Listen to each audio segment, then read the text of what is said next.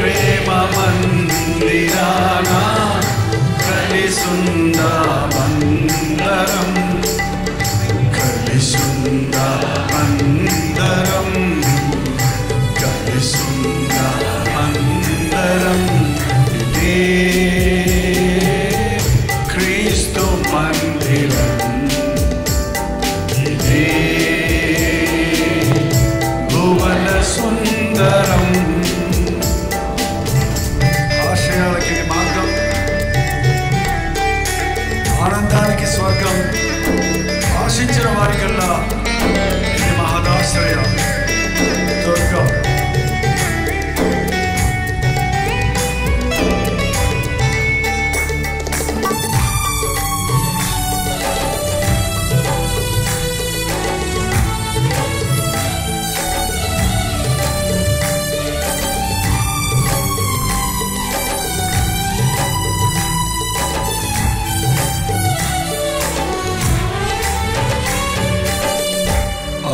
ఆశయాలకిది మార్గం, ఆనందానికి స్వర్గం. ఆశయాలకిది మార్గం, ఆనందానికి స్వర్గం. ఆశించిన వారికల్లా ఇది మహదాశ్రయ దుర్గం. ఆశించిన వారికల్లా ఇది మహదాశ్రయ దుర్గం. ఇదే క్రీస్తు మందిరం, ఇదే భువన సుందరం. ఈ ప్రేమ మందిరానా కలిసుందా అందరం. ఈ ప్రేమ మందిరానా కలిసుందా అందరం. కలిసుందా అందరం, కలిసుందా అందరం.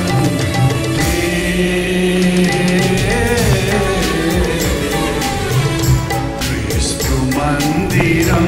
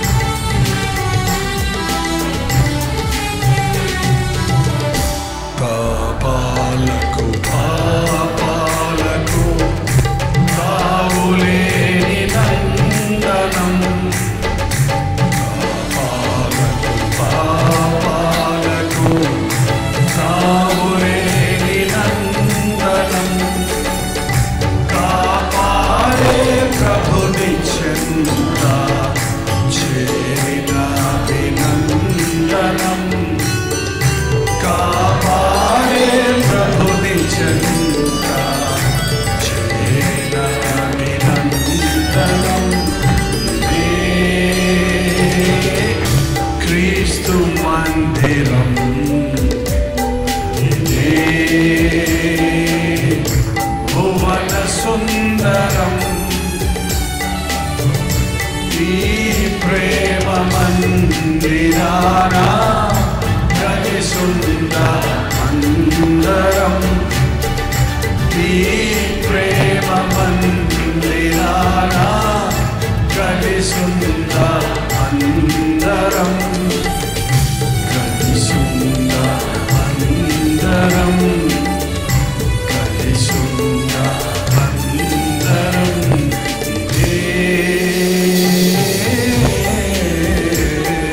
క్రీస్తు సమభావన సహజీవనకు సిద్ధాంతాలకు నిలయం మమత మానవత ధరకు మహనీయుని ఆలయం. సంతోషంగా పాడుతున్నారు, సంతోషంగా పాడండి.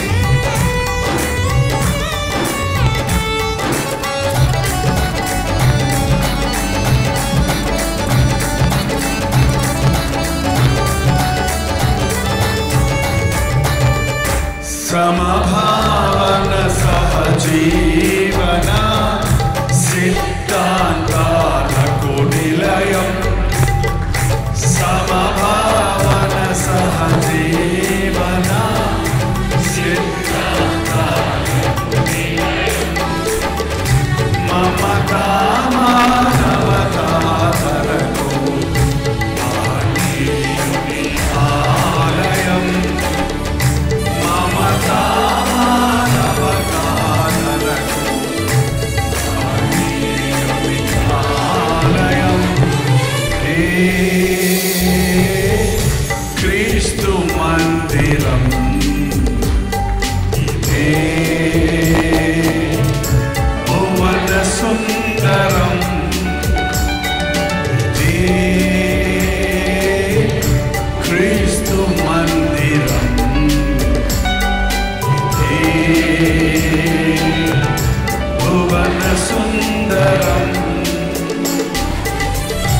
ఈ ప్రేమ మందిరాన కలిసుంద అందరం ఈ ప్రేమ మందిరాన కలిసుంద అందరం కలిసుంద అందరం కలిసుంద అందరం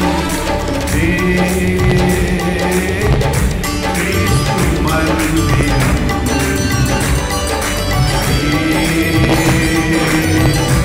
భువన సుందరం ఈ ప్రేమ మందిరాన కలిసుంద అందరం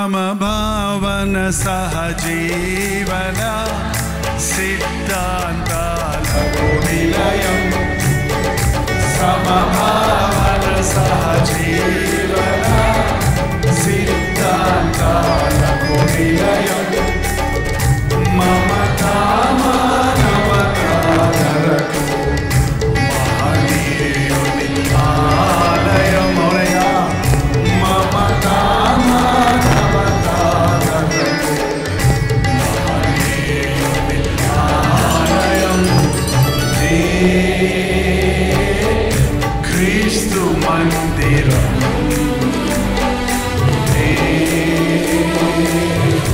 భువన సుందరం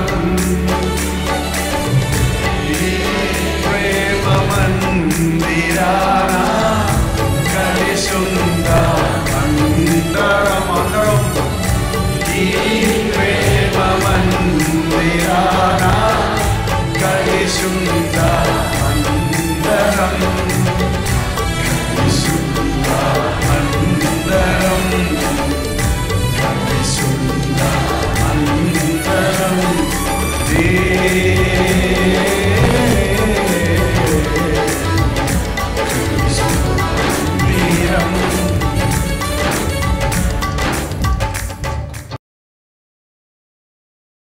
కొరింథీయులకు రాసిన మొదటి పత్రిక 1వ అధ్యాయం 10వ వచనంలో, సోదరులారా, మీరందరూ ఏకభావముతో మాట్లాడవలననియు, మీలో కక్షలు లేక ఏక మనసుతోనూ ఏక తాత్పర్యముతోనూ మీరు సన్నద్ధులై ఉండవలననియు మన ప్రభు అయిన యేసుక్రీస్తు పేరిట మిమ్మల్ని వేడుకొనుచున్నాను. రాజమండ్రి క్రైస్తవులారా, ఈస్ట్ గోదావరి క్రైస్తవులారా, భారతదేశ క్రైస్తవులారా, ఈరోజు పౌలుంటే అలాగే రాసుండేవాడు. మీలో అందరూ ఏ కక్షలు లేకుండా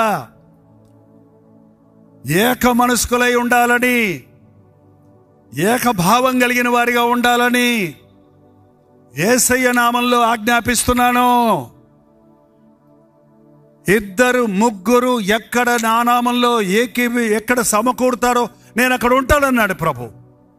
ఇద్దరు ముగ్గురు ఏకీభవించి భూమి మీద దేన్ని బంధిస్తారో అది పరలోకంలో బంధిస్తాడన్నాడు ప్రభు. కనీసం ఇద్దరు ఏక మనసుతో ఉండగలిగిన పరిస్థితి లేదా? ఇద్దరు ఆదాము హవ్వలు ఏక శరీరులుగా ఏక మనస్కులుగానే ఉన్నారండి. తినవద్దన్న ఫలము తినే వరకు వాడిలో భేదాలు లేవు. వారు దిగంబర్లని వాళ్ళకి తెలియదు. వాళ్ళు పసిపిల్లల హృదయాలు కలిగిన వారు ఉన్నారు. వాళ్ళు ఎంతో దేవునితో సహవాసం చేస్తూ ఉన్నారు.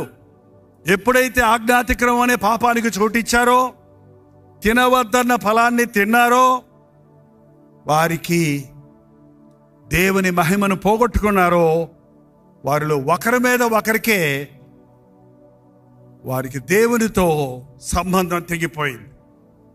రోజు చల్లపూట వేళ దేవుడు వచ్చినప్పుడు ఏదేరు తోటలోనికి సంతోషంగా వెళ్ళి కూర్చునే ఆదాము అవ్వలు ఆ రోజు రాలేదు. ఆదామా, ఆదామా ఎక్కడున్నావు, ఆదామా ఎక్కడున్నావు అని వెతుక్కుంటూ ప్రభు రావాల్సి వచ్చింది. మన దేశంలో అంటే దేవుడు ఎక్కడా అని వెతుకుతున్నారు జనం. మీకు తెలుసో తెలీదు, మనం దేవుడిని ఎతకడం కాదు, ఆయనే మనల్ని వెతుకుతున్నాడు. తప్పిపోయిన వారిని వెతికి రక్షించడానికే నేను ఈ లోకంలోనికి వచ్చాను. కొండల్లో, గోపురాల్లో, గుడుల్లో ఉండేవాడి కాదు ఆయన. ఆకాశము నా సింహాసనము, భూమి నా పాదపీఠం అన్న వాడిని మీరు ఎక్కడ ఎతుకుతారు? ఆయనే నిన్ను ఎతుకుతూ ఉన్నాడు. ఆదామా ఎక్కడున్నావు? చెప్పిన సమాధానం ఏంటో తెలుసండి? నీకు భయపడి అనే మాట మొట్టమొదటిగా బయలుదేరింది అక్కడే. అప్పటి నుంచి ఇప్పటిదాకా మనుషుడికి భయం భయం భయం భయం. ఎవరు నా దగ్గర నాకు రావాల్సిన దాన్ని దొంగిలిస్తారో, నా డబ్బు దొంగిలిస్తారో, నా పదవి దొంగిలిస్తారో, నాకంటే గొప్పోళ్ళు అవుతారో, రోగాలు వస్తాయో. ఒక మనిషికి ఒక భయమా అండి? ఎన్ని రకాల భయాలు ఉన్నాయో ఇంటికి వెళ్ళి పేపర్లో రాసుకోండి. భయము, భయానికంటే ఎక్కువ బీపీ అనే మాట ఎక్కువ వెళ్తుందండి. బీపీలు అందరికీ బీపీలేనట. ఈ బీపీ చెక్ చేస్తే 120/80 ఉంటుంది, అది కరెక్ట్గానే ఉంటుంది. ఆ బీపీ లేదు. మరి ఇంకేం బీపీ? భర్త పోరు బీపీ, భర్త పోరు, భార్య పోరు, బిడ్డల పోరు, ఇంకెన్ని పోరులో చెప్పుకోండి. ఏదో ఒక భయం మనిషిని పెట్టుకొని, మనిషిని చూస్తే మనిషికి భయం, వస్తువుని చూస్తే భయం, జబ్బులు చూస్తే భయం. దీనివల్లే మనుషుడు సమాధానాన్ని పోగొట్టుకుంటున్నాడు. దీనివల్లే మనుషుడు రకరకాల రోగాలకు కారణమవుతున్నాడు. ఏమయ్యా, తినొద్దన్న ఫలాన్ని తిన్నావా? అవునయ్యా, తిన్నానయ్యా, క్షమించయ్యా అని ఉంటే వేరేలాగా ఉండేది. ఎప్పుడు కూడా అంటే దేవునికి దూరమైన మనుషుడు, సాతాను చేతుల్లో చిక్కున్నవాడు పశ్చాత్తాపడలేడు, నా తప్పని ఒప్పుకోడు. ఎందుకంటే తలవిరుస్వరం కలిగిన అపవాది ఆత్మను పొందిన వాడు తన స్థితిని తాను ఎరగడు. అహంకారంతో నిండి ఉంటాడు, స్వార్థంతో నిండి ఉంటాడు, స్వీయ పరితాపంతో నిండి ఉంటాడు, ఇతరుల మీద నేరాలు మోపేవాడిగా ఉంటాడు. దయచేసి అలాంటి గుణాలు మీలో ఏమనున్నాయేమో చూసుకోండి. మిమ్మల్ని పరిశుద్ధాత్ముడు నడిపిస్తున్నాడో దురాత్ముడు నడిపిస్తున్నాడో మీకు అర్థమవుతుంది. ఏమన్నాడో తెలుసా? నేనేదో తింటానయ్యా, నేను తినలేదు, నువ్వు ఇచ్చావే నాతో ఉండటానికి, నీవిచ్చిన ఈ స్త్రీ ఇస్తే తిన్నాను. అంతకుముందు అవ్వను తీసుకొచ్చి ఎదురుగుండా నిలబెట్టినప్పుడు అదే ఆదాం ఏమన్నాడో తెలుసండి? మనకు టైం లేదు, రిఫరెన్స్లు మీరు చదవచ్చు. నా ఎముకల్లో ఎముక, నా మాంసంలో మాంసమా, నువ్వు నరులో నుండి తీయబడితే కనుక నారి ఎనబడతావు. నా ముద్దుల గుమ్మ, నా బొమ్మ, నా ప్రేయసి, నా ప్రాణేశ్వరి అని హత్తుకున్నాడంట. అదే మనుషుడు అదే నోటితో ఇప్పుడేమంటున్నాడు? నువ్వు నాతో ఉండుటకు ఇచ్చిన ఈ స్త్రీ ఇస్తే తీసుకున్నాను అంటున్నాడే గాని నా ఎముకల్లో ఎముక, నా నరముల్లో నరము, నా మాంసంలో మాంసమైన నా భార్య ఇస్తే నేను తీసుకున్నానయ్యా. మేము ఏక మనసుకులై ఉండమన్నావు కదా, అందుకని ఆమెతో పాటే నేను కూడా అని ఏమన్నా ఒప్పుకోవచ్చు కదా. లేకపోతే అప్పటి నుంచి ఇప్పటిదాకా అవ్వని అడిగితే అసలు నా తప్పే లేదు. ఆ సర్పంగాడు వచ్చి వాడు ఉయ్యం ఉయ్యం ఉయ్యం ఉయ్యం అని మ్యూజిక్ వేసి ఇది నిజమా? క్వశ్చన్ మార్క్ అండి. సరే, ఇది నిజమా? మీకు ఎప్పుడైతే సందేహం వస్తుందో అది సాతాను సంబంధమైంది. మీ సందేహాలు మీ హృదయంలో ఉంటే మీరు సాతానికి చోటిస్తారు. విశ్వాసం అనే మాటలో సందేహం అనే పదం లేదు. విశ్వాసంతో మీరు ఏమడిగినా ఇస్తారు, అవిశ్వాసంతో అడిగేవాడికి ఏం దొరకదు. దేవుడు జవాబు ఇస్తాడా అన్నావా? ఎవడో ఇస్తాడు. ప్రార్థనలో మీరు ఏమేమి అడుగుచున్నారో అవి మీకు దొరికినవి అని నమ్మిన ఎడల మీకు దొరుకును. మనం అడుగుతున్నాం కానీ దొరకటం లేదంటే నమ్మకుండా అడుగుతున్నాం. ఆ రోజు నుంచి ఈ రోజు వరకు మనిషికి పడదండి. ఎప్పుడన్నా పడితే స్వార్థంతోనే ఒకరినొకరు హత్తుకుంటారు కానీ ఫ్రెండ్షిప్లు చేస్తారు. కానీ ఒక డబ్బున్నోడితో ఫ్రెండ్షిప్ చేస్తాడు, ఆ డబ్బు అయ్యేదాకానే. ఆ తప్పిపోయిన కుమారుడికి చాలామంది ఫ్రెండ్స్ ఉన్నాడు, ఎందుకంటే బోల్డ్ ఆస్తి తెచ్చుకొచ్చుకున్నాడు వాళ్ళ నాన్న దగ్గర. అదంతా ఖర్చు అయిపోయిన తర్వాత ఒక్కడు లేడు, ఎటు పోయారో తెలియదు. అంతా అయిపోయిన తర్వాత ఒక్క పూట ముద్ద కూడా పెట్టలేదు ఏ స్నేహితుడు కూడా. పందులు కాసేవాడి దగ్గరికి వెళ్ళి పనిచేసే స్థితికి దగ్గర జారిపోయాడు. కారణం అతని దగ్గర ఇంకేం లేదు. కొరంథీ సంఘంలో ఐక్యత లేదు. అందుకే మీలో కక్షలు ఉన్నాయి, మీలో భేదాలు ఉన్నాయి. 11వ వచనం, సోదరులారా మీలో కలహములు కలవని మిమ్మల్ని గురించి క్లేయో ఇంటి వారి వలన నాకు తెలియవచ్చును. మీలో ఒకడు నేను పౌలు వాడను, ఒకడు అపోల్లో వాడను, మరి ఒకడు కేఫా వాడను, ఇంకొకడు క్రీస్తు వాడనని చెప్పుకొనుచున్నారు. సంఘభేదాలు. ఒకడేమో పౌలు వాడిని, నేను పౌలు పరిచర్యలో రక్షించబడ్డాను. నేను కేఫా వాడిని. కేఫా అంటే ఎవరండి? కాఫీ కేఫ్ కాదు. కేఫా ఎవరండి? పేతురు. పౌలంతా ఇప్పుడు మారినాడు. పేతురు మొదటి నుంచే ఉన్నవాడు. నీ మీద నేను నా పునాది వేస్తానని ప్రభు చెప్పాడు. ఆ సంఘానికి చెందిన వాళ్ళమేమో, మేము కేఫా వాళ్ళము, మేము పౌలు వారము, ఇంకొకళ్ళు అపోల్లో వాళ్ళము. అయ్యా వీళ్ళందరూ సువార్తికులు. అపోల్లో బైబిల్ జ్ఞాని, బైబిల్లోని సత్యాలు మర్మాలు చెప్పే ఆయన.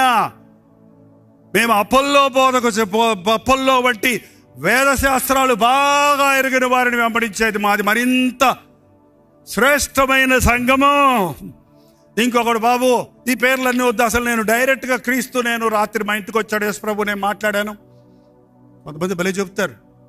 రాత్రి నాతో యేసు ప్రభు ఏం చెప్పాడంటే, మీ ఇంటికి రమ్మన్నాడమ్మా, ప్రార్థన చేయమన్నాడమ్మా, ఈ సంవత్సరం మీ ఇంటిని దేవుడు దీవిస్తాడనమ్మా, మీరు కానుకిస్తారని కూడా ప్రభు నాకు చెప్పాడమ్మా రాత్రి. ఆ చెప్పేది కూడా ప్రార్థనలో చెప్తారు, నోటితో చెప్పరు.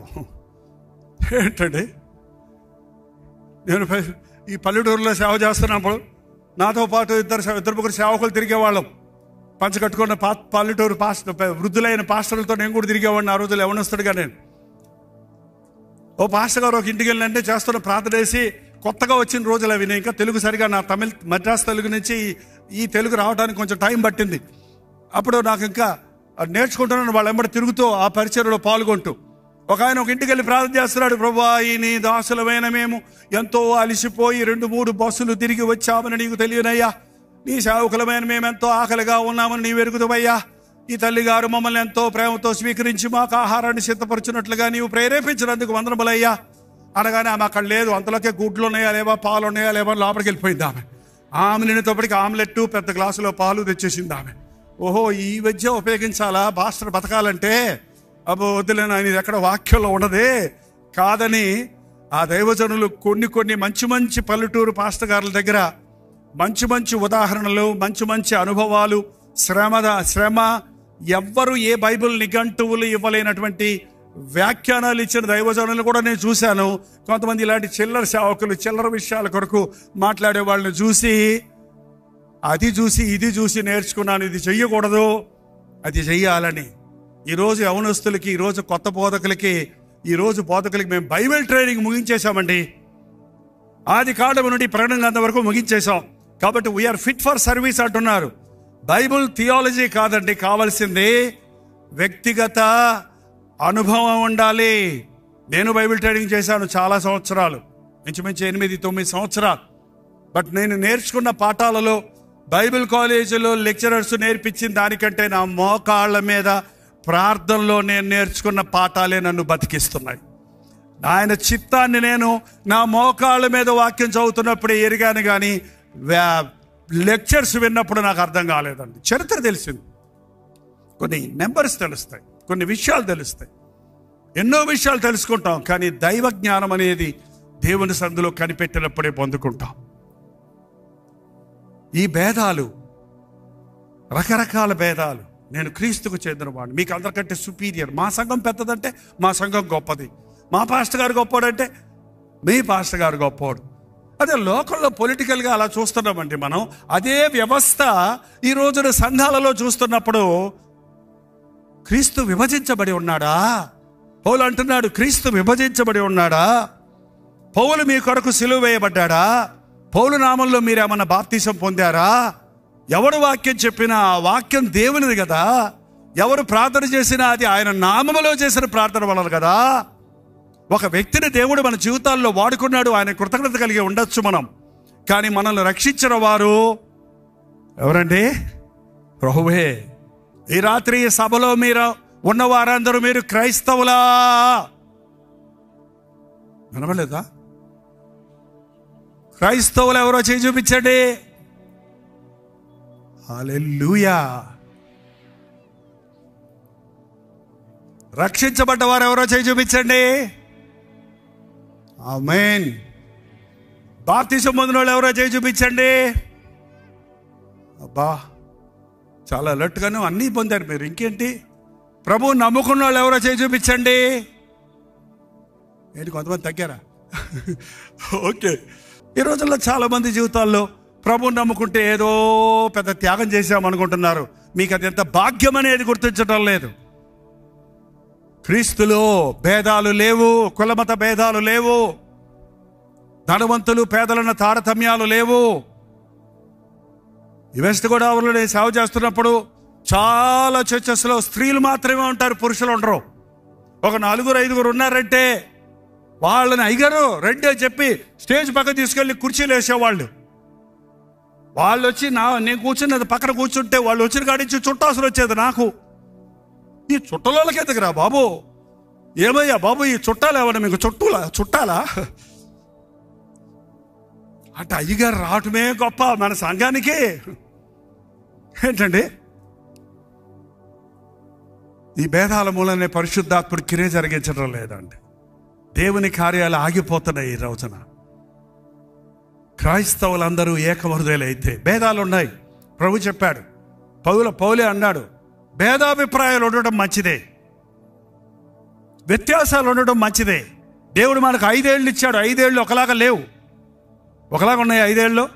ఇది లావుగా ఉంది, చూపుడు వేలు ఏంటండి మధ్య వేలు ఎత్తుగా ఉంది, ఇది వీక్ ఫింగర్ అంటారు, రింగు సఫరింగు, ఇదేమో చిటికి నేళ్ళు అన్నీ కలిసి పనిచేసినప్పుడు సంఘములో పరిశుద్ధాత్మ అభిషేకం ఉంది. మారు మనసు అనుభవం కావాలి, బాప్తిసం పొందాలి, సాక్షులుగా ఉండాలి, ప్రవచన వరాలు ఉన్నాయి, స్వస్థత వరాలు ఉన్నాయి, ఉపకారం చేసేవాళ్ళు ఉండాలి. అన్నీ కలిపి చేస్తే ఒక్కొక్క దైవజనుడికి ఒక్కొక్క ప్రత్యేకత ఇచ్చాడు. అందరూ కలిసి సంఘాభివృద్ధి కొరకు ప్రయత్నం చేయండి. అన్ని తలాంతులు పెట్టి సంఘాభివృద్ధిని కలిగించమని ప్రభు చెబితే, మా సంఘంలో ఉన్న మ్యూజిక్ ఏ సంఘంలో లేదని ఒక ఆయన అంటే, మా సంఘంలో ఉన్న మర్మాలు మరో సంఘంలో లేవని ఇంకొక ఆయన అంటే, మా సంఘంలో జరిగే స్వస్థతలు మరి ఎక్కడ జరగమని ఇంకొక ఆయన అంటుంటే, మేము మాట్లాడినట్టు భాషలు మరి ఎవడో మాట్లాడలేదని ఇంకొకడు అంటుంటే, దేవుని రాజ్యాన్ని కట్టకుండా ఎవడి రాజ్యాన్ని వాడు కట్టుకుంటుంటే పరిశుద్ధాత్మని కార్యాలు జరగటం లేదు. అపవాది క్రియలు ముమ్మరంగా సాగిపోతూ ఉన్నాయి. దేవుని బిడ్డలమైన తర్వాత మనం నేర్చుకోవాల్సింది ఎదుటి వారిని మనకంటే యోగ్యులుగా ఎంచాలి. నా జీవితంలో నేను నేర్చుకున్నాను అది. మీ ఎదుట ఉన్నవారు మీకంటే యోగ్యులుగా ఎంచండి. మీ వయసులో పెద్దోళ్ళు చిన్నోళ్ళు, అనుభవంలో పెద్దోళ్ళు చిన్నోళ్ళు. కొంతమంది చిన్నోళ్ళ దగ్గర నుంచి నేర్చుకోవాల్సినవి ఎన్నో ఉన్నాయి. పెద్దోళ్ళగా మనం పెద్దోళ్ళ దగ్గర నుంచి నేర్చుకోవాల్సినవి ఎన్నో ఉన్నాయి. చిన్నవారు, ఈ పాతకాలం మనుషులు అన్నవారి దగ్గర నేర్చుకోవాల్సినవి ఉన్నాయి. ఈ తరం వారి దగ్గర నేర్చుకోవాల్సిన టెక్నాలజీ ఉంది. ఒక దేవుని సేవకుడు ఈ రోజున మనం కలిసిమెలిసి పనిచేసినప్పుడు క్రీస్తు రాజ్యాభివృద్ధి జరుగుతుంది. కానీ విభజనలు తీసుకొని వచ్చినప్పుడు అపవాది కార్యాలు జరుగుతాయి. పరిశుద్ధాత్మని కార్యాలు నిలిచిపోవటం జరుగుతున్నాయి. కొరింథీ సంఘం అన్ని రకాల వాళ్ళు మారారండి. రోమన్స్, గ్రీక్స్, జ్యూస్, అన్ని తరగతుల వాళ్ళు మారారు.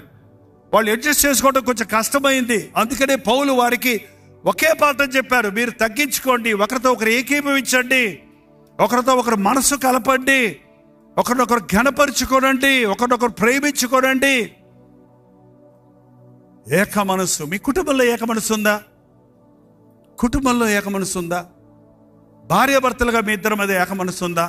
30 ఏళ్ళు 40 ఏళ్ళు సంసారం చేసిన తర్వాత కూడా భార్యాభర్తలు ఒకరి మీద ఒకరు చెప్పుకుంటూనే వింటుంటే భలే తమాషాగా ఉంటుంది. నాకైతే ఇంట్లో గొడవ పెట్టుకొని పాస్టర్ గారి దగ్గరికి వస్తారు. మీరు చెప్పండి, నేనేమంటానంటే, నువ్వు వెళ్ళి కూర్చో, చెప్పండి బ్రదర్. ఇంకా ఆమె చెప్తాడు ఇంత పెద్ద చేత భారతం, అట్టండి ఇట్టండి అసండి. నేను అసలు చాలా మంచోడండి, నేను అంతా దెయ్యమే. సరే మీరు రామ్మా, చెప్పమ్మా, ఏంటమ్మా నీ బాధ ఏంటమ్మా?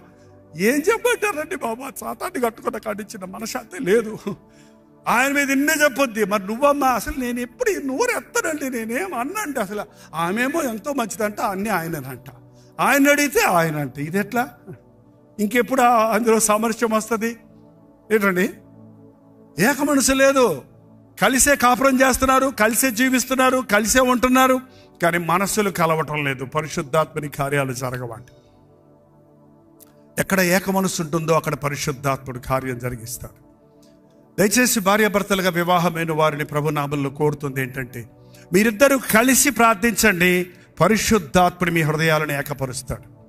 మీరు నిజంగా మీ బిడ్డల క్షేమాన్ని కోరితే, మీ బిడ్డల అభివృద్ధిని ఆశిస్తే, మీ బిడ్డలు లోకంలో దేవుని దృష్టిలో గొప్పవారు వాళ్ళని ఆశిస్తే, భార్యాభర్తలుగా మీరు ప్రార్థించటం, వాటి ప్రభావం మీ బిడ్డల మీద ఉంటుంది.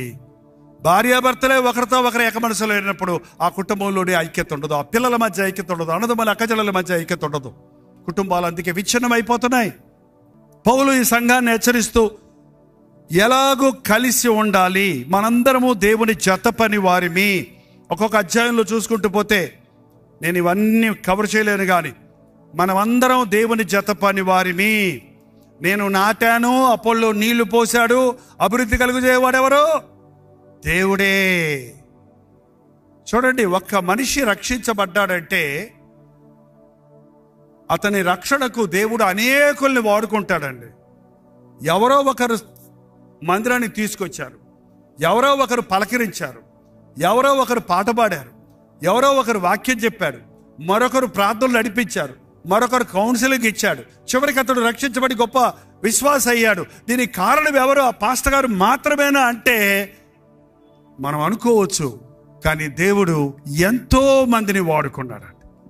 ఐక్యత లేకపోతే మీ సంఘములో, ఐక్యత లేకపోతే నీ కుటుంబంలో, ఈరోజు పరిశుద్ధాత్ముడు మిమ్మల్ని ఒప్పిస్తుండగా మీరు భేదాభిప్రాయాల నుండి విడిపించబడినట్లుగా పశ్చాత్తాపడండి. 5వ అధ్యాయంలోకి వెళ్తే, విశ్వాసుల మధ్యలో జారత్వం ఉందని వింటున్నాను. అది కాదండి, యేసుక్రీస్తుని ఎరిగామని, రక్షించబడ్డామని, దేవుని బిడ్డలమని చెప్పే మనం ఈ వ్యభిచార తరములో ఉన్న ఈ తరము వారితో మనం వేరై ప్రత్యేకంగా ఉండడానికి బదులు ఈ లోక వేష భాషలు అనుసరిస్తూ ఉంటే, లైంగిక కార్యాలకు చోటిస్తుంటే, కామాతురతకు చోటిస్తుంటే, కామ సంబంధమైన కథలు పాటలు వినేవారిగా చూసేవారిగా ఉంటుంటే జారత్వము కాదా? వ్యభిచారము కాదా? వ్యభిచారము చేయవద్దన్న మాట మీరు విన్నారు కదా. నేను మీతో చెప్పినదేమనగా, ఒక స్త్రీని మోహపు చూపుతో చూచువాడు అప్పుడే తన హృదయంలో వ్యభిచారం చేస్తున్నాడు. యేసుక్రీస్తుని ఎరిగిన వాడు తన శరీరము దేవాలయం అని ఎరగాలి. అదే పౌలు అంటున్నాడు ఈ కొరింథీ సంఘంలోని. మీరు దేవుని ఆలయమై ఉన్నారని మీరు ఎరగరా? ఎవడైనా దేవుని ఆలయాన్ని పాడు చేస్తే నేను వాడిని పాడు చేస్తాను. దేవుని ఆలయం పరిశుద్ధం. రక్షించబడ్డావనే నీవు లోకముతో పాపముతో చేరకుండా నీ శరీరాన్ని ఘనతయందు పరిశుద్ధతయందు నీ ఘటాన్ని కాపాడుకోవాలి. ఎంతమంది క్రైస్తవులు హృదయ శుద్ధిని ప్రేమించేవారిగా ఉన్నారు? ఎంతమంది విశ్వాసులని చెప్పబడేవారు ఈ లోక సంబంధమైన, కామ సంబంధమైన, శారీర సంబంధమైన కార్యాలకు దూరంగా ఉన్నారు? కొరింథీ సంఘం ఆరితేరిన విశ్వాసులు అంటూనే ఉన్నారు, మాకు వాక్యం తెలుసు అన్నారు, మాకు కేఫా తెలుసు, మాకు అపోల్లో తెలుసు, మాకు పౌలు తెలుసు, మాకు క్రీస్తు తెలుసు అంటూనే ఈ శారీర సంబంధమైన కార్యాలలో ఐక్యత లేని వారిగా, విశ్వాసం లేని వారిగా, పరిశుద్ధతను ప్రేమించని వారిగా ఉండడం చూస్తున్నాం. 6వ అధ్యాయంలోకి వచ్చేటప్పటికీ, ఏమయ్యా మీరు ఒకరి మీద ఒకరు ఇలా కేసులు పెట్టుకుంటారేంటి? విశ్వాసులు ఒకరి మీద ఒకడు పోలీస్ స్టేషన్కి వెళ్ళటం ఏంటి? విశ్వాసులు తగాదాలు పడి కోర్టులకు వెళ్ళటం ఏంటి? దేవుని బిడ్డలకు న్యాయం తీర్చడానికి అన్యుడు తీర్పు తీర్చడం ఏంటి? అయ్యో అయ్యో అయ్యో! ఎన్ని స్థలాలలో ఇవాళ ఆలయాల విషయంలో, స్థలాల విషయంలో కోర్టులకు ఎక్కి సంఘాలు కోర్టు కేసుల్లో నడుస్తున్నాయో చూస్తే గుడ్డ పగిలిపోతుందండి. దేవుని హృదయం ఎంతగా వేదన పడుతుందో. మందిరం అంటే ఆయన శరీరం, ఆయన శరీరాన్ని చీల్చేస్తున్నారు ఇవాళ. కోర్టుకి వెళ్ళకండి. ఒక క్రైస్తవుడు పోలీస్ స్టేషన్కి వెళ్ళాల్సిన అవసరం లేదు. ఒక క్రైస్తవుడు కోర్టులో మెట్టులు ఎక్కాల్సిన అవసరం లేదు. మన న్యాయాధిపతి ఎవరండి? లంచం పుచ్చుకోనివాడు, పక్షపాతం లేనివాడు. న్యాయం నీ పక్షంలో ఉంటే ప్రభు నీ పక్షంలో ఉన్నాడు. అన్యాయముగా విడిచిపెట్టిన, ఎవరి కాలంలో విడిచిపెట్టిన భార్య నిమిత్తమై ప్రభు ఉత్తరవాదిగా ఉంటాడన్నాడు. నీ వ్యాజ్యం ప్రభు నీ కోసం నీ పక్షంలో ఉండి వాదిస్తాడమ్మా. నువ్వు కోర్టుకు వెళ్ళి గొడవ పెట్టుకోవాల్సిన అవసరం లేదు. మనం లోకానికి తీర్పు తీర్చే స్థాయిలో ఉండాలని దేవుడు కోరుతుంటే మనం లోకస్తుల ద్వారా తీర్పు తీర్చుకుంటున్నాం ఏంటి? ఈ సోషల్ మీడియా వచ్చిన తర్వాత క్రైస్తవులు విమర్శించేవారు, బోధకుల్ని విమర్శించేవారు కుప్పలు తెప్పలైపోతున్నారండి. ఎంత అసభ్యంగా ఒక సేవకుడు మరొక సేవకుడిని విమర్శించుకోవటం, మన కన్నును మనమే పొడుచుకోవటం అనేది సర్వసాధారణమైపోతుంది. ఇవి అపవాది క్రియలు అనేది మనం గుర్తించడం లేదు. పాపం అంటే ఏదో మురికి పాపాలు, కొన్ని తాగుబోతాను, వ్యభిచారాలు, నీచమైన కార్యాలు అనుకుంటున్నావే కానీ ఇలాంటివి కూడా అపవాది తంత్రాలని. వాడు సంఘాన్ని విభజించడానికి, విశ్వాసిని చెడగొట్టడానికి, దేవుని నామానికి సిగ్గు తీసుకురావడానికి కలిగించే భేదాలని గుర్తించటం లేదు. 6వ అధ్యాయంలో చూస్తే మీకు సిగ్గు రావాలని చెప్తున్నాను. తన సహోదరుల మధ్య వ్యాజ్యము తీర్చగలిగిన బుద్ధివంతుడు మీలో ఒకడైనను లేడా?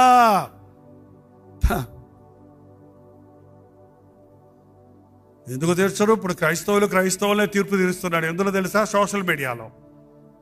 సోషల్ మీడియాలోకి ఎందుకు వెళ్తావు? ఓ పాస్టర్ గారి విషయంలో నువ్వు ఏదైనా అడగాలంటే నేరుగా పాస్టర్ గారి దగ్గరికి వెళ్ళు. మళ్ళీ పక్క ఊరందరికీ చెప్పటం ఎందుకు దాని గురించి? అయ్యయ్యో! ఈరోజు క్రైస్తవులు రంగులు మారుస్తున్నారండి. ఈ సంఘంలో నుంచి ఆ సంఘంలోనికి, ఆ సంఘంలో నుంచి ఈ సంఘంలోనికి కుప్పకొంతలు వేస్తున్నారు. నేను బాప్టిస్ట్ చర్చిలో పుట్టాను, లూథరన్ చర్చి మా నాన్న పెద్ద, సంఘ పెద్ద. ఆ తర్వాత మరో చర్చిలోకి వెళ్ళి ఆత్మను పొందాను, ఇంకో చర్చిలోకి వెళ్ళి బాప్టిజం పొందాను. ఇంకో చర్చిల్లోకి వెళ్ళి వరాలు పొందాను, ఇప్పుడు నేను గాలికి తిరుగుతున్నాను. మరి ఇంకంతే. ఒక కాపరి లేడు నీకు, ఒక అజమాయిషి లేదు నీకు, ఒక నాయకుడు లేడు నీకు. ఏంటండి చివరికి అన్నీ తెలుసుకొని అమెరికా వెళ్ళి థియాలజీ చదివచ్చాను, యేసు ప్రభు దేవుడే కాదని బోధ చేస్తున్నారంటే ఎక్స్ క్రిస్టియన్ అనే మాట ఎక్కడ బైబిల్లో లేదండి. ఇవాళ ఎక్స్ క్రిస్టియన్స్ తయారవుతున్నారు. అయ్యో, మెట్ట సిద్ధాంతాన్ని నేర్చుకునే వాడికి అంతరంగ శుద్ధి రాదండి. ఇక్కడ సంఘంలో ఒక్క విషయం వదిలిపెట్టలేదండి పౌలు సంఘాలకు. క్రైస్తవులకు చెందినవి జగడాలొద్దు, జారత్వం వద్దు, భార్యాభర్తల బంధం ఏంటో అని 7వ అధ్యాయంలో ఉంది, మీరు చదవండి, తర్వాత చదవండి. భార్యాభర్తలు ఎలా ఉండాలి, పెళ్ళిళ్ళ విషయంలో ఎలా ఉండాలి అని రాసుకుంటూ వచ్చాడు. సువార్త ప్రకటన అంటే తమాషా కాదు, సువార్త ప్రకటన అంటే వ్యాపారం కాదు. అయ్యో, సువార్తను ప్రకటించడం నాకు శ్రమ, ఇతరులకు బోధించడం కాదు. ఇతరులకు బోధించిన తర్వాత నేను భ్రష్టుడైపోతానేమోనని నన్ను నేను నలగొట్టుకుంటున్నాను. ఒక సేవకుడు నలగకుండా, ఒక సేవకుడు కాలకుండా, ఒక సేవకుడు త్యాగం చేయకుండా, ఒక సేవకుడు సమర్పించుకోకుండా, ఒక సేవకుడు సిలువెత్తుకోకుండా శిష్యులను తయారు చేయలేడు. పౌలు చెప్తున్నాడు, నిజమైన క్రైస్తవ సేవ అంటే కన్నీరు, పోరాటం, యుద్ధం, అపవాదితో యుద్ధం. ఇలా చెప్పుకుంటూ పోతే ప్రభు బల్ల గురించి చెప్తున్నాడు. చాలామంది ప్రభు బల్ల ఒక ఆచారం అయిపోయిందండి. వాళ్ళ ప్రభు బల్లను ఎంత జాగ్రత్తగా చేయాలో, ఎంత కృతజ్ఞతతో చేయాలో, నన్ను జ్ఞాపకము చేసుకున్నటకు దీన్ని చేయుడన్నాడు ప్రభు. ఆయన సిలువను, ఆయన ప్రేమను, ఆయన త్యాగమును, ఆయన చిందించిన రక్తములో ఉన్న ఆ శక్తిని గుర్తించుకొని ఆయన పొందిన దెబ్బల ద్వారా ఉన్న స్వస్థతను స్వతంత్రించుకున్నట్లుగా మోకాళ్ళ మీద విశ్వాసంతో రొట్టె ద్రాక్షరసం తీసుకోవడం వదిలేసి ఇవాళ చక్కగా ప్యాక్ చేసిన ఆ ద్రాక్షరసము దాని మీద ఒక చిన్న చిప్పు లాగా ఉంటుంది, ఆ గుమ్మంలో ఇచ్చేస్తారంట. అక్కడ వచ్చేటప్పుడే విశ్వాసులకి, అవిశ్వాసులకి, పిల్లలకి, పెద్దలకి, అందరికీ ఇదేమన్నా ప్రసాదమా? అయోగ్యంగా దేవుని ప్రభు బలలో పాలు పబ్బులు పొందితే మీరు పరీక్షించుకోకుండా పొందితే మీరు అందుకే చాలామంది రోగిగ్రస్తులు అయి ఉన్నారు. తను తాను పరీక్షించుకోకపోతే మీరు క్రీస్తుని రక్తము నిమిత్తమై దోషులు అవుతారు. 11వ అధ్యాయంలో ఉంది కొరింథీయులకు రాసిన పత్రికలో. ఒక్కొక్క విషయం చూస్తే, ఇవాళ సంఘ పరిస్థితులు చూస్తే చాలా చోట్ల ఇలాంటి విభజనలు చూస్తున్నాం. సంఘం అనేది ఐక్యత కలిగి ఉండాలి. సంఘ సభ్యులందరూ, విశ్వాసులందరూ ఏకమనస్కులై ఉండాలి. చాలామంది ఏమనుకుంటారంటే పాస్టర్ గారు కాబట్టి పర్ఫెక్ట్గా ఉండాలి, మేము ఎలాగున్నా పర్వాలేదు, నువ్వు పాస్టర్ కదా అంటారు. అట్లా లేదు బైబిల్లో. పాస్టర్ అవని, సంఘ పెద్దవని, విశ్వాసవని ప్రతి ఒక్కడు పరిశుద్ధుడిగా ఉండాలి. పరిశుద్ధత లేకుండా దేవునికి ఇష్టడై ఉండుట అసాధ్యము. నీకో బైబిల్, నాకో బైబిల్ కాదు. బోధ వినేవారు ఎలా ఉండాలనుకుంటున్నావో బోధించేవాడు నువ్వు అలా ఉండాలి. బోధించేవాడు ఎలా ఉన్నాడో బోధ వినేవారు కూడా ఆ స్థాయికి ఎదగాలి. అది దేవుని ప్రణాళిక. మన నాథుడు, మన గురువు, మన ప్రభువు, మన నాయకుడు ఆయనే. మనమందరము ఆయన పిల్లలము అన్న భావం చూపిస్తున్నాడు. ఒక చాప్టర్ అంతా కూడా కేంద్రీకరించాడు ప్రేమను గురించండి. అసలు ఈ క్రైస్తవత్వానికి మూలమే ప్రేమ. ఆర్ఆర్కే మూర్తి గారు అన్నారు, మీరేంటి అస్తమానం ఆయన్ని కోట్ చేస్తారంటారేమో. మేమిద్దరం కలిసి చాలా సభల్లో బోధించామండి. ఆ ఏక మనసు, ఆ యొక్క అభిషేకము, ఆ నడిపింపులు ఈరోజు నాకు అందరితో కలవటం లేదు. అనుభవజ్ఞులైన దైవజనుల్ని చాలామందిని మనం పోగొట్టుకుంటున్నాం. వారి విలువను మనం ఎరగలేకపోతున్నాం. వారు బైబిల్ని నెమరవేసిన గొప్ప దైవజనులు. ఆ తరం వారు చాలామంది దైవజనులు ప్రభు దగ్గరికి వెళ్ళిపోయారు. ఇప్పుడు ఆయన చెప్పే మాటలు ఎంత సారముందో అవి మర్చిపోలేకపోతున్నాం. బైబిల్ అంతా గట్టిగా పట్టుకొని పిండి జ్యూస్ చేస్తే అందులో నుంచి 2 పదాలు బయటకు వస్తాయంట, ప్రేమ. బైబిల్ సారం అంతా ఏంటి? ప్రేమ. ప్రేమ లేని క్రైస్తవుడే కాదు. విశ్వాసం ఉన్నా, భాషలు మాట్లాడగలిగిన, కాల్చబడడానికి శరీరం ఇచ్చిన, కొండలను పెకలించే విశ్వాసం ఉన్నా, పేదలకు నీ ఆస్తి అంతా పంచిపెట్టిన ప్రేమ లేని వాడనైతే నేను వ్యర్థుడను. ప్రేమ కలిగి ఉండుటకు ప్రయాసపడండి. విశ్వాసము, నిరీక్షణ, ప్రేమ, వీటిలో శ్రేష్టమైనది ప్రేమే. క్రైస్తవుల్లో ప్రేమ లేకపోతే, క్రైస్తవ కుటుంబాల్లో ప్రేమ లేకపోతే, సంఘములో ప్రేమ లేకపోతే, యేసునామమును విశ్వసించిన విశ్వాసులందరూ ఏక ప్రేమతో, ఏక భావముతో, ఏక అభిప్రాయంతో ప్రార్థించకపోతే వారి జీవితంలో ఏం చూడలేరు. పౌలు ఇంకోటి చెప్పాడంటే, ఈ రోజుల్లో లాగా ఆ రోజుల్లో కూడా ప్రాస్పారిటీ ఏంటంటే, ఈ రోజున డబ్బును ఆశించి పరిచర్య చేసే సేవకులు ఉన్నారు, డబ్బును లోకాభివృద్ధి పొందట కొరకు ప్రభువు నమ్ముకున్న విశ్వాసులు ఉన్నారు. ఆ రోజు కూడా అటువంటి వారితో చెప్పాడు, 15వ అధ్యాయం 19వ వచనం, ఈ జీవితకాలం మట్టుకే మనం క్రీస్తునందు నిరీక్షణ ఉంచిన వాడిని ఎడలా మనుషులందరికంటే మనము దౌర్భాగ్యులమై ఉంటాం. యేసుక్రీస్తును నమ్ముకున్నది ఉద్యోగాలు వస్తాయని, స్వస్థతలు కలుగుతాయని, పెళ్ళిళ్ళు జరుగుతాయని, పిల్లలు పుడతారని, వీసాలు దొరుకుతాయని, ఇవన్నీ వస్తాయండి. కానీ వీటి కోసం ప్రభువుని నమ్ముకోవద్దు. ప్రభువును నమ్ముకున్నది రక్షించబడతావు, మరణించిన తర్వాత ఆడ రాజ్య వారసుడు అవుతావు, ఇహమందు పరమందు దేవుడిచ్చే దీవెనలు పొందుతావు. అసలు రక్షణ కొసరు అభివృద్ధి. కొసరు పట్టుకోవాలి, అసలు వదిలేస్తే. ఈ వెస్ట్ గోదావరి ఉన్నప్పుడు నేనే వెళ్ళేవాడిని కాయగూరలు కొనటానికి. బీరకాయలు అవి కొనుక్కున్న తర్వాత కొసరయ్యమ్మ అంటే కొత్తిమీర కట్టేసేవాళ్ళు. ఏంటంటే ఇంకొంచెం కొసరయ్యమ్మ అంటే కరేపాకు కట్టేసేవాళ్ళు. అంతే. అన్నీ కొనుక్కున్నాక చాలా కొన్నాను కదా ఏమంటే ఇంకో కట్టేసేవాళ్ళు. నువ్వు ఏం కొనుక్కోకుండా అయ్యంత కొత్తిమీర అంత అంటే అది కొసరండి అంటే, అయితే 4 కొత్తిమీర కట్టలు 3 కరేపాకు కట్టలు ఏమంటే కుదురుద్దా? వెనకటి కూడా అలాగే ఇడ్లీ ఒక హోటల్కి వెళ్ళి ఇడ్లీ ఎంత, దోశ ఎంత అని అడిగాడట. చట్నీ ఎంత, చట్నీ సాంబార్ ఫ్రీ అన్నాడంట. అయితే 4 చట్నీలు 5 సాంబార్లు ఇమ్మన్నాడంట. ఇది తింటే అది ఫ్రీ అంటే తినకుండానే ఫ్రీది కావాలంట. ఏంటండి, యేసు ప్రభువుని నమ్ముకుంటే నీవు కలిగినదన్నీ ఆశీర్వదిస్తాడన్నాడు. నువ్వు అడగకుండానే నీకేం కావాలో నీకు తెలుసు. నీ ఉద్యోగాల నిమిత్తం, నీ జీతాల నిమిత్తం, నీ ఆహారం నిమిత్తం, నీ వస్త్రాల నిమిత్తం మీరు దిగులు పడొద్దు. ఏం తిద్దుమా, ఏం తాగుదుమా, ఏం ధరించుకుందామా అని చింతించకండి. దేవుని రాజ్యాన్ని, నీతిని మొదట వెతకండి. పరలోక రాజ్య వారసుడిగా మీరు మారండి, మీ మారు మనసు పొందండి.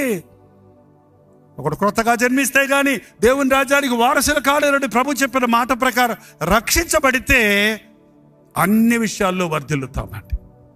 కానుకల విషయం కూడా చెప్పేసి ముగించేశాడండి. చివరికి కానుకల విషయం చెబితే పాస్టర్లను, దశమ భాగాలు తినే పాస్టర్లు, డబ్బుల కోసం పోగేసుకునే పాస్టర్లు, బాబా కాదండి. కానుకేసేవారు మీరు ఎవరికి ఇస్తున్నారు? పాస్టర్కి ఇస్తున్నారా, ప్రభుకి ఇస్తున్నారా?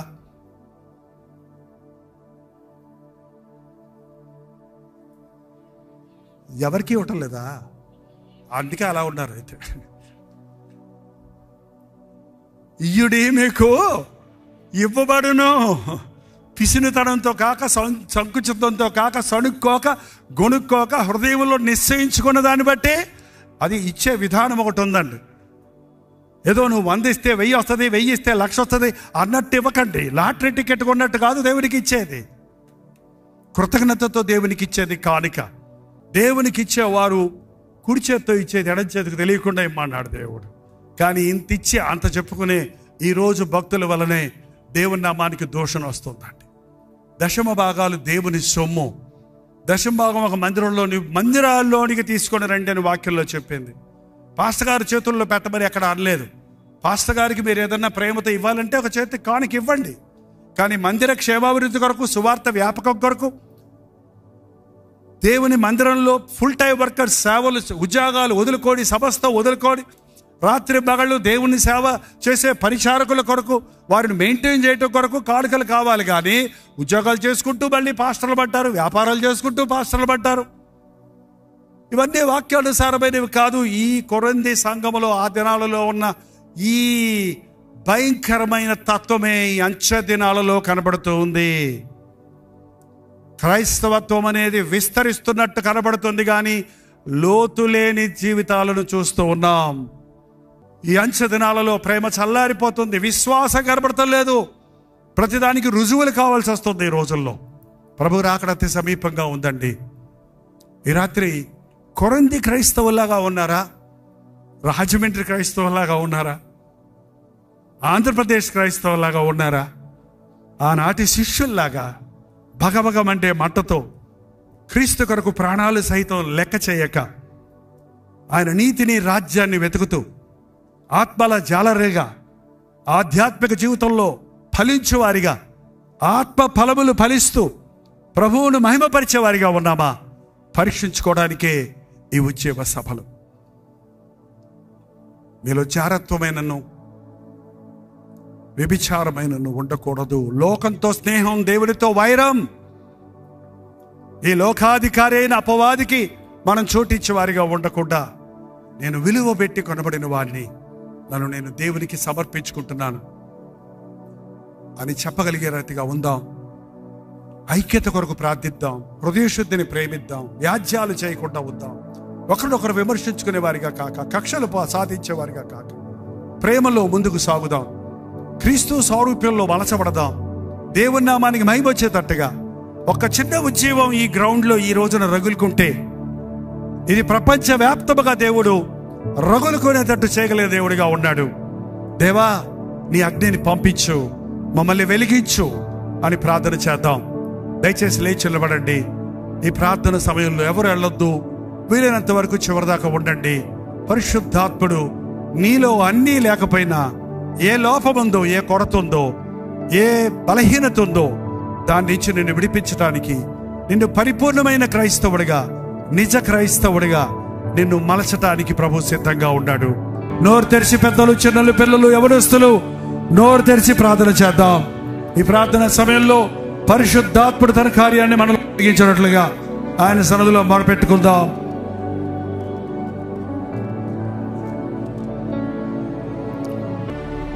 ఆరాధ్య దైవమా, నా సర్వమా, ఆ మహిమ వీడినా నాదరికి చేరినా, ఆ మహిమ వీడినా నాదరికి చేరినా, ఇదే వందనం, ఇదే వందనం, ఇదే వందనం, ఇదే వందనం. ఆరాధ్య దైవమా, నా సర్వమా, ఆ మహిమ వీడినా నాదరికి చేరినా, ఆ మహిమ వీడినా నాదరికి చేరినా, ఇదే వందనం, ఇదే వందనం, ఇదే వందనం, ఇదే వందనం. తగని వాడనైన నా అతిథి వైతివి, కలువరిలో నీ ప్రేమ కరుగబోసితివి, తగని వాడనైన నా అతిథి వైతివి, కలువరిలో నీ ప్రేమ కరుగబోసితివి, నా విమోచక, నా సహాయక,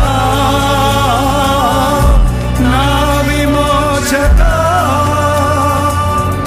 నా సహాయక, నా హృదయ సీమనేలే యేసు నాయక, నా హృదయ సీమనేలే యేసు నాయక, ఇదే వందనం. అందరూ వందనాలు చెప్దాం.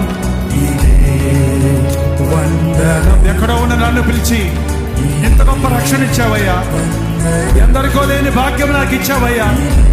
నీ సువార్తను వినే భాగ్యం నాకు ఇచ్చావయ్యా. క్రైస్తవుని చెప్పుకునే ధన్యత నాకు ఇచ్చావయ్యా. నీ నామాన్ని ధరించిన నేను నీవు ఆశించిన స్థాయిలో బ్రతుకుటకు నాకు సహాయం చేయని ప్రభుని అడుగుదాం. పరలోకముని విడిచి వచ్చిన ప్రభువా, నా కోసం కలువరి సెలవులో ప్రాణమిచ్చిన దేవా, తగని వాడినైనా నన్ను, దిక్కులేని స్థితిలో ఉన్న నన్ను రాజులైన యాజక సమూహంలో చేర్చి నీ రాజ్య వారసుడిగా చేసుకున్నటకై నా కొరకు చేసిన యాగము కొరకై వందనములయ్యా. ఇదిగో నా జీవితమయ్యా, ఇదిగో నా స్తుతి కృతజ్ఞతలయ్యా, ఇదిగో అయ్యా నీకు వందనాలు చెల్లిస్తున్నానని స్వరమెత్తి దేవుడితో చెప్పండి.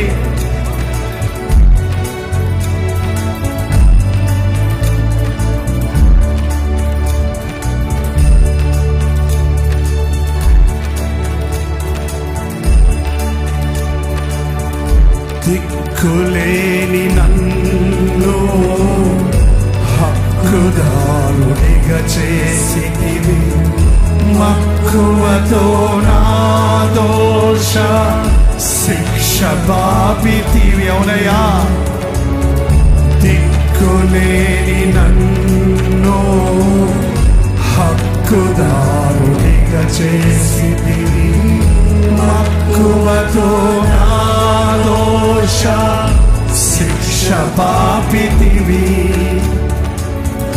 నా ప్రాణనాథుడా, నా ప్రేమ పాత్రుడా, నా ప్రాణనాథుడా, నా ప్రేమ పాత్రుడా, నీ దివ్య సేవ చేయ ధన్యమాయనే, నీ దివ్య సేవ చేయ ధన్యమాయనే. అందరూ పాడదామండి, ఇదే వందనం. అందరూ మనస్ఫూర్తిగా దిక్కులేని నన్ను హక్కుదారుడిగా చేయడానికి నా కోసమై కలువరి సెలవులో ప్రాణమిచ్చిన యేసయ్యా, నన్ను రక్తమిచ్చి కొన్న ప్రభువా, నీకు వందనాలని దేవుడితో చెబుదాం. అందరూ నోరు తెరిచి వందనాలు. ఇదే వందనం, ఇదే వందనం, ఇదే వందనం, ఇదే వందనం. రెండు చేతులు ఆకాశం వైపెత్తి వందనాలయ్యా, నా కోసం పరలోకాన్ని దిగి వచ్చిన యేసయ్యా, నీ ఉండు చోట నేను ఉండాలని, నీ రాజ్య వారసుడు అవ్వాలని నా కొరకు ప్రాణమిచ్చిన ప్రభువా, రక్తము చిందించి నన్ను విమోచించిన యేసయ్యా, నీకు వందనాలయ్యా. దిక్కులేని వాడిగా నేనున్నప్పుడు, తగని వాడిగా నేను బ్రతుకుతున్నప్పుడు, అపవాదికి చోటిచ్చి అక్రమాలలో నశించిపోతున్నప్పుడు నా కొరకు నీ సేవకుడి పంపి నీ సువార్తను వినిపింపజేసిన యేసయ్యా, నా కొరకు రక్షకుడుగా ఈ లోకంలోనికి అరుతెచ్చి శిలువ యాగము ద్వారా రక్షణ కార్యాన్ని సిద్ధపరిచిన యేసయ్యా, నీకు వందనాలయ్యా. మరణ పడకల మీద నువ్వు కాపాడిన దేవా, నీకు వందనములు. సాతాను ఉచ్చుల్లో నలిగిపోతున్నప్పుడు నన్ను విడిపించిన దేవా, నీకు వందనములు. నీ కొరకు బ్రతకాలనే ఆశ దయచేయి. నిజ దేవుణ్ణి వెంబడించేవాడిగా, నీ అడుగు జడలను అనుసరించేవాడిగా నాకు సహాయం చేయా. నోరు తెరిచి ప్రతి ఒక్కరూ ప్రార్థన చేద్దాం. కొద్ది క్షణాల్లో వీటికి అయిపోతుంది. ఏంటి నీలో అసూయ ఉందా? మోహ చూపులు, కామాతృతలున్నాయా? లైంగిక పాపాలకు చోటిచ్చావా? లోకాన్ని ప్రేమిస్తున్నావా? అసూయతో ఉన్నావా? క్షమించలేని మనసుందా? పాపానికి ఇంకా నీ జీవితంలో చోటు ఉందా? అయ్యో, యేసయ్య నీ కొరకు యాగమైనాడు. ఈ రాత్రి మరొకసారి నిన్ను కడిగి కడిగి కడిగి నిన్ను శుద్ధీకరించాలని ఆశిస్తున్నాడు. పరిశుద్ధుడిగా నిన్ను తీర్చిదిద్దాలని, నీతివంతుడిగా తీర్చాలని రాజులైన యాజక సమూహంలో నిన్ను చేర్చాలని వక్ర జనము మధ్య జ్యోతుల వలె ప్రకాశించినట్లుగా క్రీస్తు ప్రేమను ప్రజ్వలింపజేసే వారిగా ఉంటున్నట్లుగా దేవుడు నిన్ను అభిషేకించాలని ఆశిస్తున్నాడు. ఎంతకాలం నిర్జీవమైన క్రైస్తవ జీవితంలో ఉంటావు, నామకార్థ క్రైస్తవ జీవితంలో ఉంటావు. అనుదినం ఆయన వాక్యాన్ని పఠిస్తున్నావా? మోకాళ్ళలోనే ప్రార్థిస్తున్నావా? వాక్యానుసారంగా జీవించుటకు భయముతో వణకుతో నీ రక్షణ కొనసాగించుకున్నటకు ఆశిస్తున్నావా? ఇదిగో దేవుడు నీకు తోడై ఉంటానని, నిన్ను బలపరుస్తానని, నీ ప్రతి అవసరత తీరుస్తానని, ఇహమందు పరమందు కూడా నిన్ను ఉన్నత స్థితిలో ఉంచగలిగిన గొప్ప సజీవుడైన క్రీస్తు మన మధ్య ఈ రాత్రి ఉన్నాడు. యేసయ్యా, నడినెత్తి నుండి అరికాలు వరకు నన్ను ఒక్కసారి ముట్టయ్యా. నా శరీరంలో ఉన్న రోగాలు చూడయ్యా, నా మనసులో ఉన్న పోరాటాలు చూడయ్యా, నా హృదయాన్ని కలవరపరుచుతున్న విషయాల నుంచి నాకు విడుదల దయచేయ్యా. పడి లేచే భక్తి నుంచి నన్ను విడిపించి ఉజ్జీవకరమైన నిజ క్రైస్తవ జీవితంలోనికి నడిపించయ్యా అని నోరు తెరిచి ప్రార్థన చేద్దాం. కొన్ని క్షణాల్లో వెళ్ళిపోతున్నాం. నీకోసమే దేవుడు వెయిట్ చేస్తున్నాడు. నువ్వు నోరు తెరిస్తే నింపుతానంటున్నాడు, నువ్వు అడిగితే ఇస్తానంటున్నాడు. ఏంటి నీ బాధలు చూసుకొని కుమిలిపోతున్నావే? బాధలకు కారణమేంటో ఆ కారణాన్ని సరిచేయటానికి దేవుడు వచ్చాడు ఈ లోకానికి.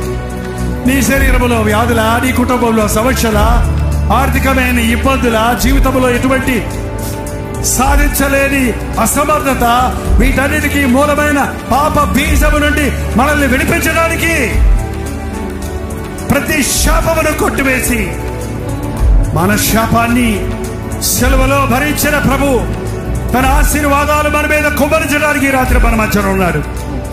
నామకాంత స్థితిలో ఇంకొక నిమిషం కూడా నేను బ్రతకనయ్యా, నీ సాక్షిగా జీవిస్తానయ్యా, నన్ను క్షమించయ్యా, నన్ను నిజ క్రైస్తవుడిగా చేయ అన్నవారు మీ కుడి చేతి చూపించండి. ఒక ప్రత్యేకమైన ప్రార్థన చేసి ముగిస్తున్నాం. ఇక నాయన నిజ క్రైస్తవుడిగా నేను బ్రతకాలని, రోష కలిగిన క్రైస్తవుడిగా బ్రతకాలని, పరిశుద్ధమైన జీవితం కలిగిన వాడిగా, హృదయ శుద్ధిని ప్రేమించే వాడిగా ఉండాలని నేను ఆశపడుతున్నాను. యేసయ్యా, నన్ను అభిషేకించయ్యా, నా చేతగాతం లేదయ్యా, నా చేయబట్టుకొని నడిపించయ్యా, పరిశుద్ధాత్మల మీద కుమ్మరించి ఆత్మలో బలపరిచి ప్రభు సాక్షిగా బ్రతుకున్నట్టుకు నన్ను అభిషేకించయ్యా అన్నవారు మీ కుడి చేతి చూపించండి. కుడి చేతిని వారు అలాగే మీ నోరు తెరిచి ఒక్క మాట చెప్పండి, నన్ను పట్టుకోయ్యా, నన్ను నడిపించయ్యా, నన్ను పడిపోకుండా కాపాడయ్యా, నీ నామానికి సిగ్గునిచ్చే జీవితం నాలో ఉందయ్యా. తండ్రి, నన్ను క్షమించిన ఆయన, ఇక్కడి నుంచి నిన్ను మహిమపరుస్తానయ్యా, నీ కొరకు జీవిస్తానయ్యా, నేను నీ సాక్షిగా జీవిస్తానయ్యా అని ఒక నిబంధన చేసుకోండి. దేవుడు సహాయం చేస్తాడు. పరిశుద్ధుడా, ప్రేమగల తండ్రి, ఒక్కసారి నాయనా ఈ రాత్రి ఆత్మ ద్వారా ఎవరెవరు ఒప్పించబడుతున్నారో వారిని చూడయ్యా. చేయెత్తి నాయన, నీ కొరకు బ్రతకాలని ఆశ ఉంది, నా చేత కావటం లేదు, నన్ను నడిపించు, నా బలహీనతలివి నాకు సహాయం చేయి, నా వ్యాధులవి నన్ను స్వస్థపరచు, నా కొరతని నాకు తీర్చు, నా మనసు నుంచి నన్ను విడిపించు అని ఎవరెవరు వారి హృదయంలో ఏమేమి నీతో చెప్తున్నారో మా ప్రార్థనలన్నీ ఆలకించే దేవా, మా ప్రార్థనలకు జవాబులు ఇచ్చామని నమ్ముతున్నామయ్యా. ఎలా వచ్చామో అలా కాక ఆత్మ ద్వారా దర్శించబడి అభిషేకించబడి విజయులుగా పరిశుద్ధాత్మ అభిషేకముతో బలపరచబడిన వారిగా ఇక్కడి నుంచి వెళ్ళడానికి సహాయము దయచేయము. మమ్మల్ని వెలిగించయ్యా, మేము ఈ లోకాన్ని వెలిగిస్తామయ్యా. ఎంతో మంది చీకట్లో ఉన్నారయ్యా, వారి మధ్య జ్యోతుల్లాగా ప్రకాశించినట్లుగా ఈ ఆవరణలో కూడి వచ్చిన ప్రతి విశ్వాసిని, ప్రతి సంఘస్థులను, ప్రతి యవనస్తులను, ప్రతి కుటుంబీకులను అభిషేకించుము నాయన. మేము ఈ లోకానికి వెలుగుగా ఉండడానికి సహాయం చేయము. ఈ రాజమండ్రి పట్టణానికే కాదు, ఈస్ట్ వెస్ట్ గోదావరి అంతటికి మేము దీవెనకరంగా మారినట్లు ప్రపంచవ్యాప్తముగా నీ రాకడ సూచనలు ఎదురు చూస్తున్న ఈ దినాలలో సువార్త ప్రకటించవలసిన అవసరత ఎంతో ఉన్నదని ఎరిగి ఆయన ఈ ఆవరణలో ఉన్నవారు ప్రపంచ నలుమూలలకు మిషనరీలుగా వెళ్ళడానికి సహాయం చేయను ఆయన. ఎక్కడ సువార్త వినబడలేదో అక్కడ సువార్త చేయాలనే ఆత్రుత కలిగిన ఎవరొస్తుంది మా మధ్య లేపున ఆయన. ఎంతో మంది ఈ అంచె దినాలలో చల్లారిపోయి ఉన్నారయ్యా. సంఘాలలో ఉజ్జీవం దయచేయను ఆయన. సేవకులు అనేకులు కృంగిపోయి ఉన్నారయ్యా. సేవకులు అనేకులు లోకస్తులైపోయి ఉన్నారయ్యా. అయ్యా, పరిశుద్ధాత్మ కార్యాలు జరిగించి ప్రతి దైవజనుడిని వెలిగించయ్యా. కృంగిన సేవకులను, నిరుత్సాహంతో నిండిపోయిన సేవకులను బలపరచు నాయన, నన్ను బలపరచు వారి యందు నేను సమస్తము చేయగలనని విశ్వాసముతో ముందుకెళ్ళుటకు సహాయము చేయము. పుచ్చి ఉన్న అపవాది కార్యాలను, సాతాను శక్తులను నజరేయుడైన యేసుక్రీస్తు నామములో బంధిస్తున్నామయ్యా. మా సమాధానాన్ని పాడు చేసే సాతాను శక్తుల్ని బంధించి, నేను నీ ఇంట ఉండవలసి ఉన్నదని ఆనాడు నీవు జక్కయ్యతో చెప్పినట్లు మాతో పాటు మా గృహములకు రాయ్యా. మా గృహాలను అభిషేకించు నాయన. నేను నా ఇంటి వారు యెహోవాని సేవించుతామన్న మాట, మీ సమాధానము మా గృహముల్లో నిలిచి ఉండనట్లుగా, మీ అగ్ని వెలుగునట్లుగా, మీ ధూపము ప్రజ్వలించినట్లుగా పరిశుద్ధాత్మని కార్యాలు కొనసాగించుమని యేసుక్రీస్తు నామములో అడుగుచున్నాను తండ్రి, ఆమేన్. మన తండ్రి అయిన దేవుని యొక్క ప్రేమయు, కుమారుడైన క్రీస్తు యొక్క కృపయు, ఆదరణకర్త అయిన పరిశుద్ధాత్మ యొక్క సహవాసమును ఇప్పుడును సదాకాలమును తోడై ఉండును గాక. ఆమేన్, ఆమేన్, ఆమేన్. స్తుతులివిగో నా ప్రభువా, ప్రియమైన నా దేవా. హల్లెలూయా, దేవునికి స్తోత్రం. బెంగళూరు పరిసర ప్రాంతాల్లో ఉన్న వారికి శుభవార్త. ప్రతిరోజు దేవుని వాక్యాన్ని అనేక భాషల్లో వింటున్న మిమ్మల్ని ముఖాముఖిగా చూడాలని, మీకోసం వ్యక్తిగతంగా ప్రార్థించాలని బెంగళూరు వస్తున్నాం. ఆగస్టు 27వ తారీఖు మధ్యాహ్నం 2 గంటల నుంచి 5 గంటల వరకు, 6 గంటల నుంచి 10 గంటల వరకు జరిగే ఈ 2 సెషన్స్లోనూ పాల్గొనడానికి సిద్ధపడరండి.